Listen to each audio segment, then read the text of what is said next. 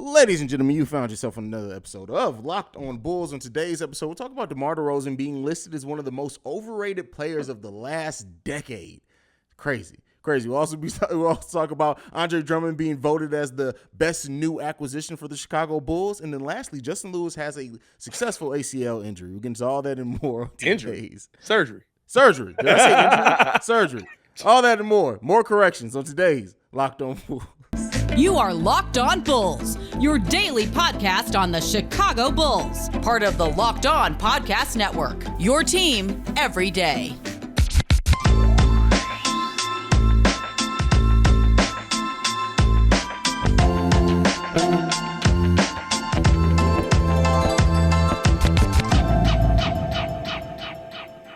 Thank you for tuning in to another episode of Locked on Bulls. Locked on Bulls, a member of the Locked on Podcast Network, where it's your team every day. That's Pat, the designer, host, and creator of the Windy City Breeze. I'm Haize, host and creator of Chicago Bulls Central and Chicago Bear Central. My brother, the DeMar DeRozan slander just does not stop from Bleacher Report. This is the same publication that said that DeMar DeRozan was the most overrated signing in the NBA last season, and then also said the Bulls would be lucky to be a play-in team last season. And now they have said that DeMar DeRozan is not only one of the most overrated players in the NBA, but in the last decade, bro. That's crazy, man. So here's my question, right? Is Bleacher Report run by Nick Friedel? Because that's the last time that I heard, like the DeMar slander is just getting outlandish on this mug.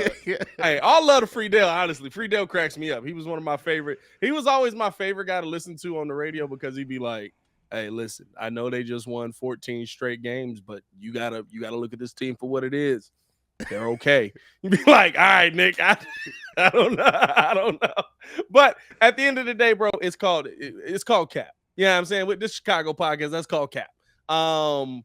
The most overrated player over the last decade, but you have to look at the fact that over the last decade, DeMar DeRozan has changed his game probably 3 times to become 3 different types of players for every team that he was on. He wasn't even this kind of player when he was on the Toronto Raptors, right? Like he wasn't the scoring machine that he is now. He has some big scoring games, but he wasn't game in and game out. I'm going to go for 30 plus on your head. That wasn't DeMar DeRozan up in Toronto. So I feel like, right, he's grown. We've seen him develop in San Antonio. He developed, or maybe he already had, and we just didn't see it, but much more of a passing game, much more of a court vision styled game, much more of a point guard type game. And now you see that he can be a scoring machine if he wants to be for the Chicago Bulls. And so I think to say that kind of player is overrated, it really shows a lack of basketball acumen. And for me, right, it's the same people that look at somebody like Russell Westbrook's career and say, his career is worthless. He's not a Hall of Famer. He's not good. Right. Like you can look at the career, and just because you don't like what a player does, you try to make a huge generalization on it. And they did that in this article. So they looked at specifically the on-off court number, right? Yeah. And the fact that he had almost 10 years in a row of that being negative, except last year with the Chicago Bulls. But what they decided to miss out on that is that over that same stretch, other than the last 2 years in San Antonio, his on the court, the team is considerably better on the court than when off the court.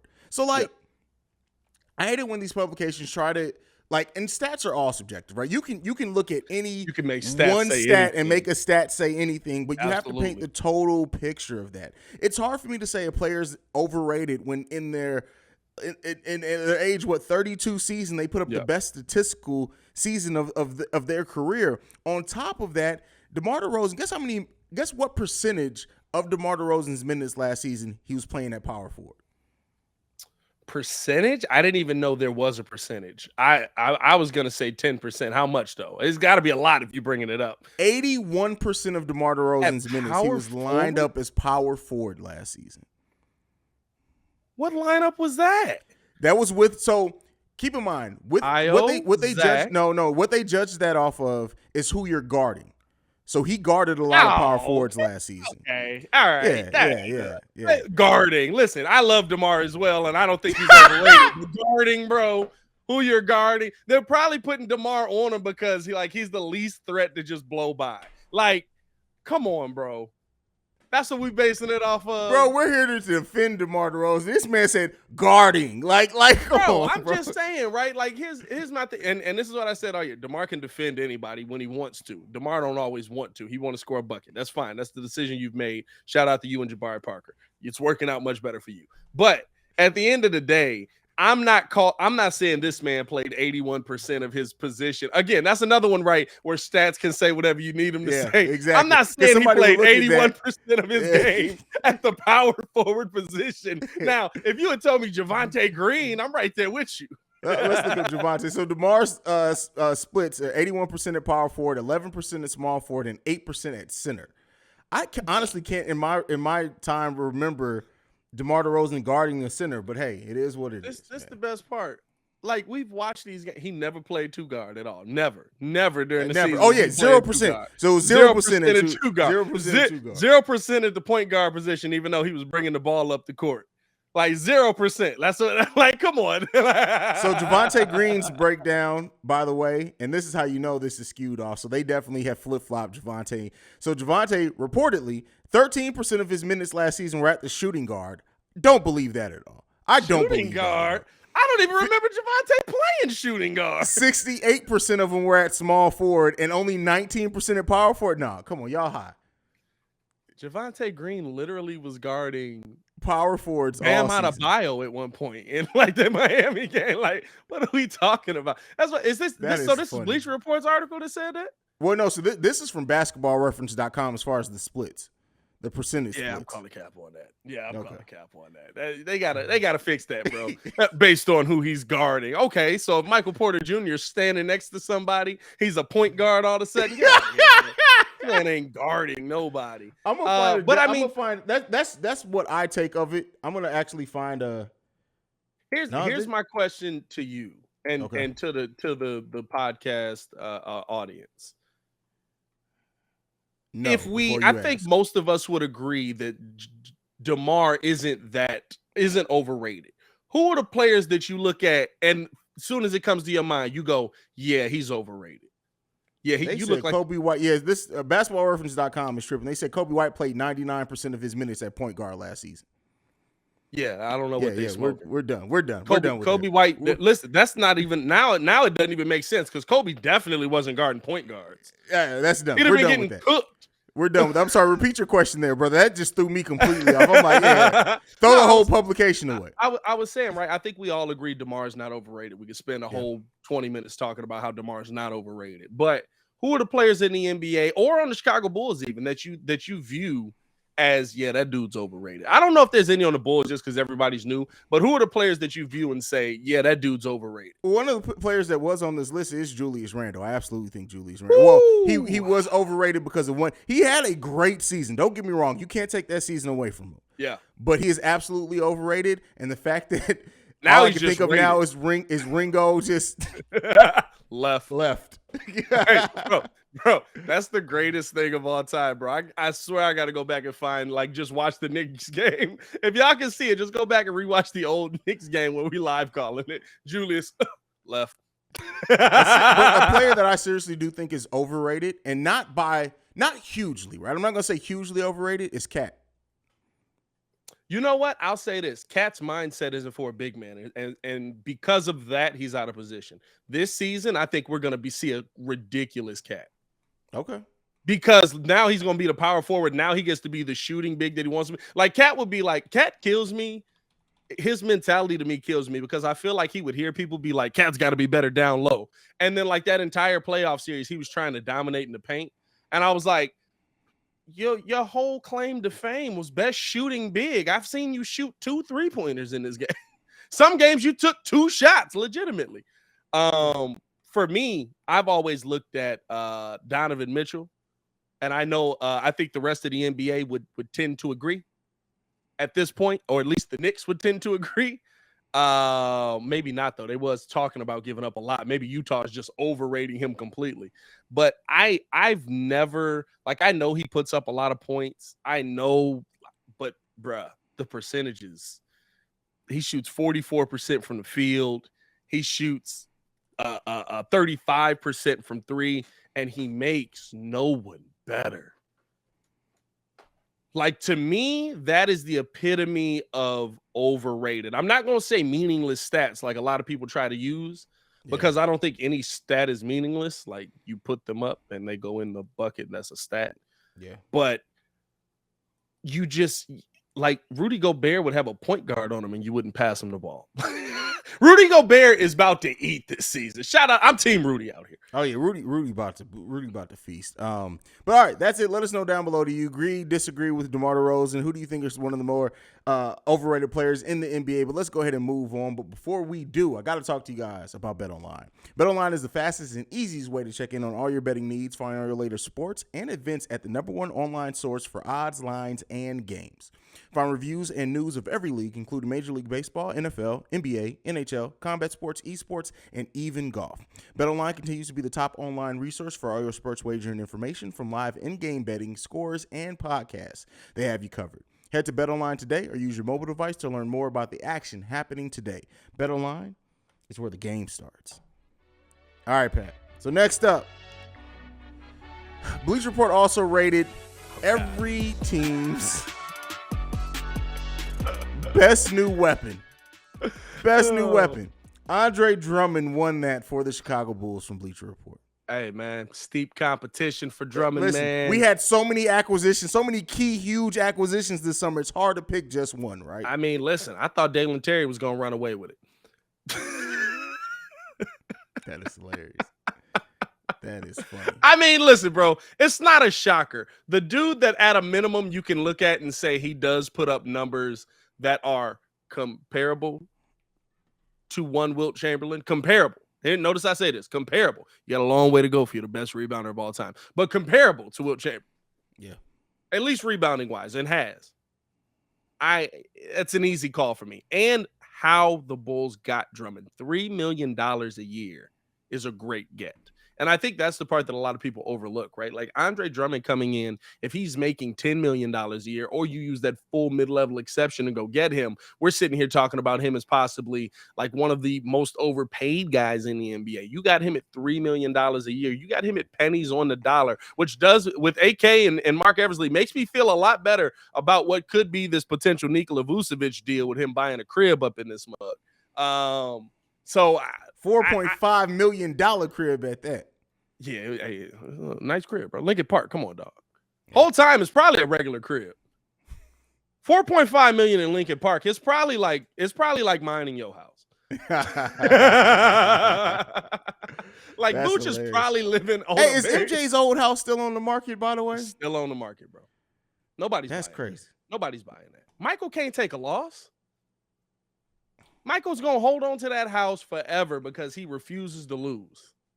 He would rather have it, because at this point, like, he's not gonna get anywhere near what he's asking for it, and what he would have to put into it to update it to get it to the point where it's worth it. Like, he's trying to sell that house on, like, come on, brother, Michael Jordan lived here.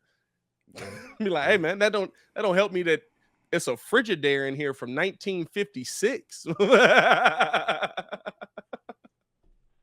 That mug's still that yellow. You remember how refrigerators all used to be yellow? Yes, back in the bro. Day? The Yeah. yellow. The yellow fridge. Hey, bro, never had a colder beer in my life than in that mug. My great-grandfather had those. I said that like he didn't buy that house in the 90s. Like, why is that a 56 Frigidaire? That is hilarious, bro. Anyway, moving right along, man. Listen, Andre Drummond was going to run away with something like this because it just makes the most sense. I mean, one couldn't try to make an argument that it could possibly be Dalen Terry, but we don't necessarily know that Dalen Terry is going to get the minutes to do so, to be honest. I don't even know if Dalen Terry can play yet. He looked good in Summer League. There's multiple guys on this list that we have PTSD about that looked really good in Summer League. I don't think Dalen Terry is going to be those guys because, like, he's not working on his rap album and trying to figure out, how to get his put up a jump shot that's going to end his career. But I think that for the most part, you just don't know. You can't make an assessment on Dalen Terry. You can't make an assessment on half of these guys. I think if anything, right, what we're seeing from Goran Dragic might make more of a case for Dragic than anything. We'll see. We'll see what happens. I think because looking at Andre Drummond and his production, literally, if you get Andre Drummond 18 to 20 minutes a game, he's getting you 10 rebounds and about 8 points, 8 or 9 points. I mean, that's a huge impact. And here's the thing, right? It's for what the Bulls needed. We talked about this a couple of times on here. We talked about it on our own personal platforms. What the Bulls needed coming into this offseason, the Bulls addressed for the most part. Whether we think Goran Dragic is going to get a ton of minutes or not, he does address shooting. Whether we think Andre Drummond ends up being one of the best rebounders of all time or not, he does address rebounding. Those were two issues that the Bulls had going into the last season. And when you look at the things you struggled at, when you played against the Milwaukees, when you played against the Phillies and stuff like that, it was help down low. It was being able to box out down low. I've said this on here, and you've kind of scoffed at it a little bit, but I think there is a lineup where we will see Vooch and Andre Drummond play together just for the rebounding, especially versus some of them bigger teams. It's not going to happen. Hey, man, you've said that about many lineups, and we've seen those lineups get on the court. I said that about Tristan Thompson and Vooch, and we literally saw it once. And Billy Donovan was like, never that again. was terrible. Yeah. But again, right, that's more so because of who it is. Listen, no, that's also because Vooch wasn't hitting his three, and he can't stretch the floor. So, like, bro, it's not happening. We're not going to see drama. Like, especially if Patrick Williams is healthy, I think anything that you can gain from putting Vooch next to putting Vooch next to Andre Drummond, you gain that plus some having Patrick Williams next to Andre Drummond. Yeah, but you got to see Patrick Williams be able to rebound that well on a consistent basis. Patrick Williams That's the has thing. some really good Patrick rebounding Williams doesn't need to rebound huge when you have Andre Drummond out there. He just needs to pick up the extra 20% of rebounds that Andre Drummond isn't going to get by himself. Like, I don't think you need to have OD on rebounding with Vooch and Drummond, who are both two great rebounders. But what that could lack on the offensive side of the ball when you have a Patrick Williams who's way more versatile, can put the ball on the floor a little bit more. Hopefully we see that skill set and that Titan handle. I just think that I'm not going to say that I won't say that we'll never see it, because you never know what type of weird things Billy Donovan may do to try to mix stuff up. But I don't think it's going to be effective lineup, and I definitely don't think it's going to be something we see very often. Vooch and Drummond grabbing offensive boards isn't effective if you got nothing but shooters out there? No, because Vooch is not a good offensive rebounder. Vooch is a better defensive rebounder than he is offensive rebounder. That's just not Vooch's game. He's a better defensive rebounder, but let's not act like he can't. The thing is, right, no, let's get it right. Vooch doesn't get credit because they're tip outs. The numbers would say Vooch is not a great offensive rebounder. Vooch always tips the ball back out. So if you get a lineup out there of Lonzo, who shot over 40% from three, Zach, who was close to 40% from three, and I don't know, Kobe White's hitting his shots, or Dragic is knocking down three. Give me another 3-point shooter, because you want to stretch the floor a little bit more. You're going to want that dominant rebounding. You don't need two OD. Bro, it's not going to happen, bro. Hey, man, I'm just saying. This ain't on 2K. That would be a fire lineup. In real life, no. I mean, we're also acting like Drummond can't move at all either. Well, no. I mean, Drummond can move. I don't think we're talking about two guys that are just glued into the paint, because that's the only way we're gonna get rebounds. But I mean, think about it, right? Versus a lot of those teams we struggled against, there was a Twin Towers lineup in there. When you're talking about Cleveland, when you're talking about Brooklyn, when you're talking not Brooklyn, Cleveland. Huh? We didn't struggle against Cleveland on the boards. Early on, we struggled against Cleveland. I mean, but we waxed them even without rebounding. So it's not like we waxed them. What that last game without Jared Allen in there, right? When they had Jared Allen in the first two games, bro. Because I remember Javonte Green was literally killing Luka. I think you're thinking of the preseason game we played against Cleveland as well. Let's see. I'll look it up. Let's fact check this month. This is the thing that I do love, though, in a 2022 podcast. Let's Google it. Let's Google it. We're not gonna argue about this for 40 minutes. We ain't gotta argue about it. And then we both wrong. Figure this out pretty easy. I mean, which has happened before. Let's be clear. It's not like it hasn't happened before. I don't put that past us at all. So first game against Cleveland, we won 98-94. I'm gonna check the rebounding battle on that one. We out-rebounded. No, Jesus Christ. They got 46 rebounds to our 37 rebounds. Only 9 more. That wasn't huge. Hey, that's a lot when you're talking about us winning the game. It's impressive that we won the game. The next game against Cleveland, we did beat them by 10. Okay. Rebounding battle in that one. We won that rebounding battle by 6. Okay. Where's the third game? The third game, we beat them by 13. The third game, I think, was the one where we really dominated them. We beat them by 13. Garland was in that game, and we out-rebounded them that game, and we only got out-rebounded by 1 in that game. So the rebounding battles weren't that separate with Cleveland. Okay, but I give you that one. Yeah, dub Haize on that one, but let's not act like there weren't games where we were getting killed on the boards. I mean, yeah, but I'm just saying but you have to play both sides of the ball. So I don't think that like just by throwing Vooch and Drummond in there together, you're going to necessarily the offset you get by the number of rebounds isn't going to necessarily. Like I said, because you can also get that from Patrick Williams. You can also get some of that, hopefully, from Marko Simonovic. You can Marko Simonovic and Vooch are like the same player, but we'll see. We'll see. I think I don't see Marko. Like, here's the thing: Marko's 7. What is he? 6? No, he's legitimately 7, ain't he? Marko's like he's taller than Vooch foot. now. Vooch is listed at 6'10". He's taller than Vooch now, so he's either 6'11" or 7 foot. So you never know, right? Like, there's 7-footers in this league. They get rebounds literally just because they're 7 feet tall. This is true. That's how I feel about Steven Adams.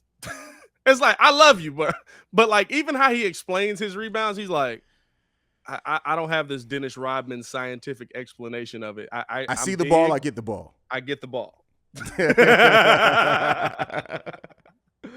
But all right, we're going to transition to our last topic for the day, which isn't a long one, but Justin Lewis underwent successful ACL surgery. Pause.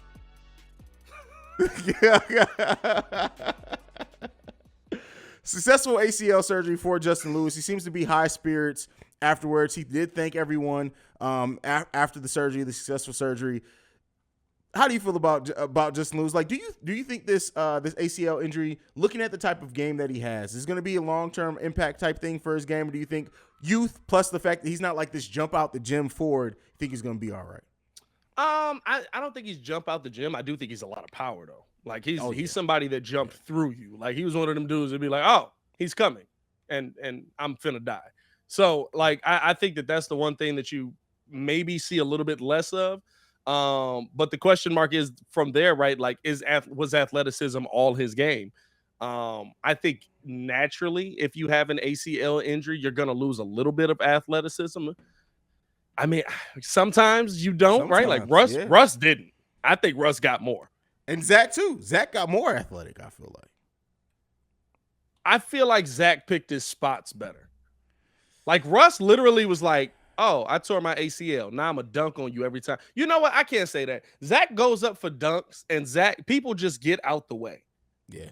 I think that's the one thing people don't realize about getting that dunk champion award. Like it's like notarized around the league. Like, hey, get out his way.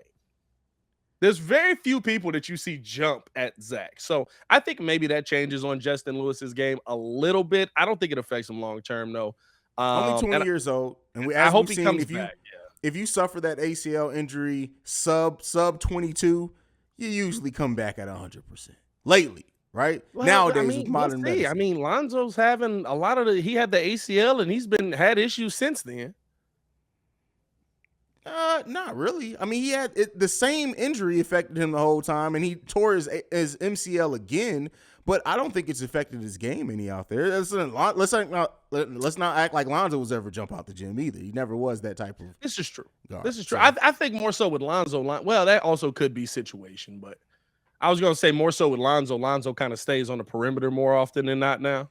But also, right, like he was playing on the Pelicans that were putting him in on the bench to be a spot-up shooter. So I give him credit on figuring out how to adapt your career. I don't know. I hope Justin Lewis comes back 110%. Hope he's able to make an impact on his team. He looked like he was going to be one of those solid, like, hey, man, you know whose game? I think I said this on one of the solo episodes. I don't remember. But its game reminds me of, now, of course, like a long way to get to it at the NBA level, but a young Josh Smith. Actually, also an old Josh Smith, because Josh Smith's game never really evolved. But a young Josh Smith for me, like I would say that Josh Smith was more athletic than at least what I've seen from Justin Lewis in tape. Josh Smith could jump out the gym. He was freaky with that. Yeah. But you know what I'm saying? Like a lot of his game was like, I'm gonna be more powerful than you around the basket. Oh, I'm gonna go through you. Got a little bit of a mid-range at a certain point. I don't know what Josh Smith. Josh Smith started shooting threes. I remember that, and I don't remember how that went. I just remember he cooked. Josh Smith is a career 28% 3-point shooter. Yeah. That's the highest percentage that he did have was in 2010, 2011, and 33%. Maybe that's just because he was taking more, honestly. 2011, that's probably the change of the league there. And I think he went out with an injury, too, if I'm not mistaken. I think he had an injury and just didn't come back. He played 77 games that season. Did he? Okay, shout out to Josh Smith, man. All right. I don't know. I look at his game and he reminds me a little bit of Josh Smith, like how he attacks the rim, how he does his pull up a little bit. Now, hopefully, he turns into a better defender than Josh Smith was. Smith used to be getting cooked sometimes. Josh Smith played Matador defense too. I'll never forget watching. You're about to score. You want? Go ahead. I'm gonna go down to the other. Throw me the ball on the other end. I'll never forget. I was watching a game of Josh Smith versus Carlos Boozer, and I was just like, "This got to be the friendliest game I've ever seen in my life." Like they just keep letting each other do what they want to do. That is hilarious. They're playing a game of horse out there. That is wild, bro. It was just turn around hook shot, turn around hook shot, turn around hook shot, turn around hook shot. That's ridiculous. All right, as far as Justin Lewis, to get back on the subject, prayers out to him, speedy recovery, and next season we'll see what you got. Go ahead. What's the confusion? Take a guess on Josh Smith. Now I got to go back and look. Maybe I misremember Josh Smith's defense. Take a guess on Josh Smith's career defensive rating. That's why defensive rating isn't everything, because it's probably like 108. Less? Josh Smith is a 103 career defensive rating. That can't be accurate. That can't be accurate. 04, 107, 05, 108.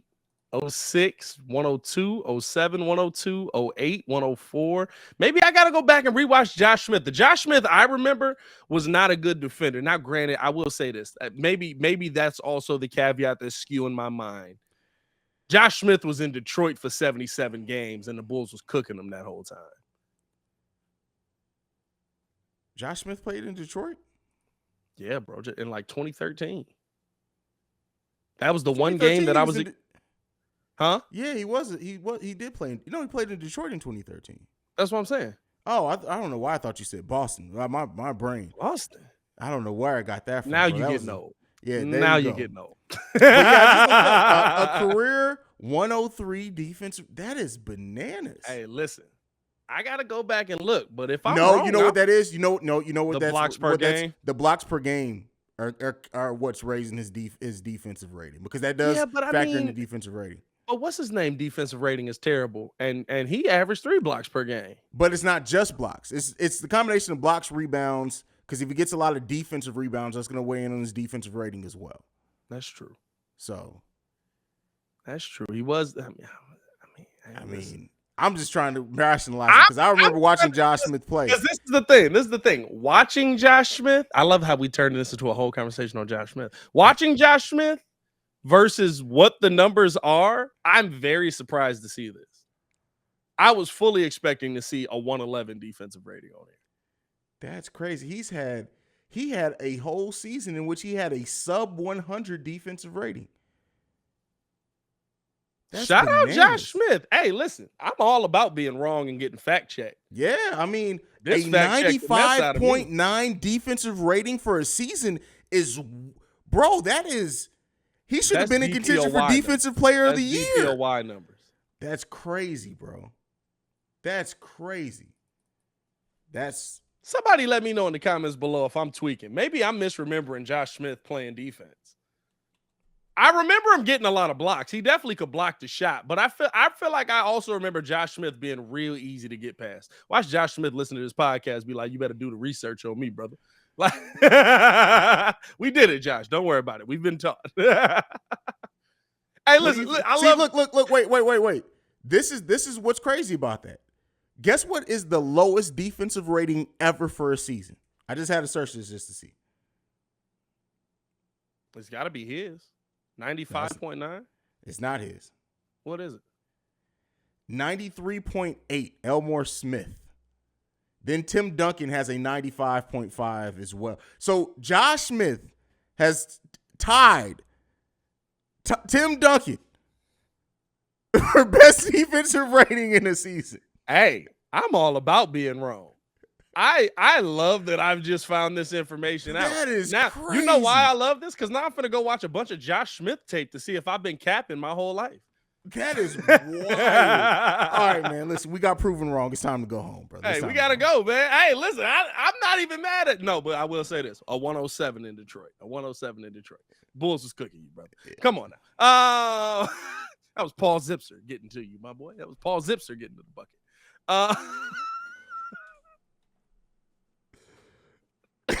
Hey, man, follow us on everything. Another Paul Zipser reference, by the way.